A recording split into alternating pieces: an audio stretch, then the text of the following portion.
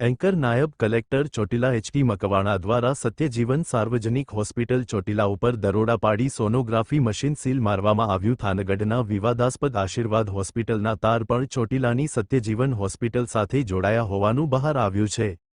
V O આજરોજ નાયબ collector અને sub divisional magistrate Chotila H T. Makwana અને ટીમ દ્વારા ચોટીલામાં આવેલ સત્યજીવન સાર્વજનિક હોસ્પિટલની આકસ્મિક તપાસણી કરવામાં આવી, જેમાં કોઈપણ હોસ્પિટલ સ્ત્રી ભ્રૂણ હત્યા તરફ દોરી જતી પૂર્વ ગર્ભાવસ્થા અને પૂર્વ પ્રસૂતિ પહેલાના લિંગ નિર્ધારની સમસ્યાની તીવ્રતાને ધ્યાનમાં રાખી એપ્રોપ્રિએટ ઓથોરિટી તરીકે ગુજરાત સરકારના હેલ્થ એન્ડ ફેમિલી વેલફેર ડિપાર્ટમેન્ટના તારીખ 02/09/2011ના નોટિફિકેશનથી ચોટીલા તાલુકાનું હોસ્પિટલમાં આવું ન બનવા માટે અને નિયમો અનુસાર હોસ્પિટલ ચાલે તે માટે નાયબ કલેક્ટર ચોટીલાને નિયુક્ત કરવામાં આવેલ છે. જે અમને મળેલી સત્તાની રૂએ સત્યજીવન સાર્વજનિક હોસ્પિટલની આકસ્મિક તપાસણી કરતા સોનોગ્રાફી વિભાગમાં અસંખ્ય ક્ષતિઓ ધ્યાને આવી હતી, જેમાં સોનોગ્રાફી મશીન ઉપર કોઈ ક્વોલિફાઈડ ઓપરેટર નથી. દર્દીની તમામ વિગતો ફોર્મ એફમાં દર્શાવવામાં આવે છે તે મુજબ તેમાં તમામ વિગતો દર્શાવેલ નથી. ફોર્મ એફમાં ડોક્ટરની સહી નથી. આ ઉપરાંત સોનોગ્રાફી મશીન રૂમ સ્વતંત્ર રાખવાનો હોય છે, તેમ છતાં સોનોગ્રાફી મશીન રાખવામાં આવેલ છે એ રૂમમાં એક દરવાજો જોવા મળેલ છે તે સીધો ઓપરેશન રૂમમાં જાય છે, જેનાથી ભ્રૂણ હત્યાના કેસ થવાનું પૂરતું કારણ છે. સોનોગ્રાફી કરવામાં આવે છે એમાં સહી અને રજિસ્ટ્રેશન નંબરવાળું દર્શાવવામાં આવતું નથી. આજરોજ અમારી નાયબ કલેક્ટર પ્રાંત ચોટીલાની ટીમ સાથે અમો ચોટીલા ખાતે આવેલ સત્યજીવન સાર્વજનિક હોસ્પિટલ કે જેના માલિક છે રાજેશ ગગા ગોજિયા રહે રાજકોટ દ્વારા ચલાવવામાં આવે છે. આ હોસ્પિટલની અંદર જે એક પોર્ટેબલ સોનોગ્રાફી મશીન પણ રાખવામાં આવેલ છે અને જેમાં સમયાંતરે ડોક્ટર ગૌતમ ગવાણિયા અને ડોક્ટર ભવદીપ ગઢવી જેવા ગાયનેકોલોજીસ્ટ આવી અને સોનોગ્રાફી ચલાવતા હોય અને પરફોર્મ કરતા હોય તેવી હકીકત રેકર્ડ આધારિત સામે આવેલ છે.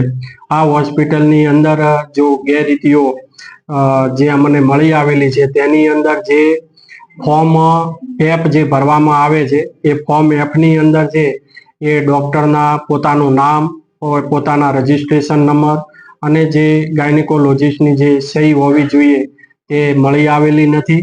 તેમજ જે પીસીપીએનડીટી એક્ટ છે એ એક્ટની અંદર સેક્શન 4ની અંદર ખાસ પ્રાવધાન આપેલા છે કે કઈ કઈ કન્ડિશનની અંદર પ્રી ડાયગ્નોસ્ટિક ટેસ્ટ થઈ શકે અને કઈ કન્ડિશનની અંદર એ ડાયગ્નોસ કરવાનું નથી, જેવી સખત જોગવાઈ કરવામાં આવેલ છે. પણ તે સેક્શન 4નું પાલન કરેલું હોય તેવું કોઈ પણ જગ્યાએ અહીંયા રેકર્ડ આધારિત જણાતું નથી. સાથે સાથે ફોર્મ બીની અંદર રિન્યુઅલ અંગેની કોઈ વિગત છે દર્શાવવામાં આવેલી નથી.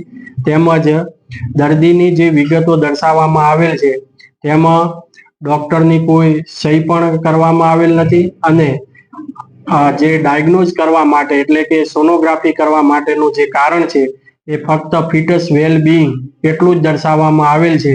ખરેખર કઈ કઈ સિરિયસ મેટર કે કયા કારણોથી આ સોનોગ્રાફી કરવામાં આવેલ છે તેના કોઈ પુરાવા રજૂ કરવામાં આવેલ નથી. સોનોગ્રાફી જે મશીન રાખવામાં આવેલ છે એ મશીનની જે દરવાજો છે, દરવાજો એ અને ઓપરેશન થિયેટર ઓટીનો દરવાજો છે એ કનેક્ટેડ છે. તો એ કયા કારણોસર એ કનેક્ટેડ છે એના પણ કોઈ પુરાવા નથી. ખાસ ગંભીર ગેરરીતિ એ છે કે આ હોસ્પિટલની અંદર એક પણ સીસીટીવી કેમેરો રાખવામાં આવેલ નથી. તેમજ આ બંને ગાયનેકોલોજીસ્ટ ડૉક્ટર ગૌતમ ગવાણિયા અને ડૉક્ટર ગઢવી અહીંયા આવી અને સોનોગ્રાફી કરતા હોય તેના પણ કોઈ આધાર પુરાવા તેઓના જે હાજરીના રજિસ્ટર હોય છે, પછી સ્ટાફ એ ક્વોલિફાઈડ છે કે કેમ, સ્ટાફ અંગેના પણ કોઈ આધાર પુરાવા અને તેમની હાજરી અંગેના આધાર પુરાવા રજૂ થયેલ નથી. સાથે સાથે આ જે બિલ્ડિંગ આવેલું છે રહેણાંકની અંદર આવેલું છે અને અહીંયા કોમર્શિયલ હેતુ માટે ઉપયોગ કરવામાં આવેલ છે. ઘણી બધી એક્સપાયરી ડેટ વાળી દવાઓ મળી આવેલી છે. દર્દીને કયા ડૉક્ટર દ્વારા સોનોગ્રાફી માટે મોકલવામાં આવેલા છે, રિફર કરવામાં આવેલ છે, એના માટેના જે રેફરન્સ સ્લીપો પણ નિભાવવાની હોય છે એ પણ અહીંયા મળી આવેલ નથી. આમ ઘણા પ્રકારની જે ગેરરીતિઓ ધ્યાને આવતા આ હોસ્પિટલનું જે સોનોગ્રાફી મશીન છે એ તાત્કાલિક અસરથી સીલ મારવામાં આવેલું છે અને આગળની કાયદેસરની કાર્યવાહી હાથ ધરવામાં આવેલ છે. સાથે સાથે જે પણ રેકર્ડ ઉપલબ્ધ છે એ તમામે તમામ રેકર્ડને પણ જપ્ત કરવામાં આવેલ છે.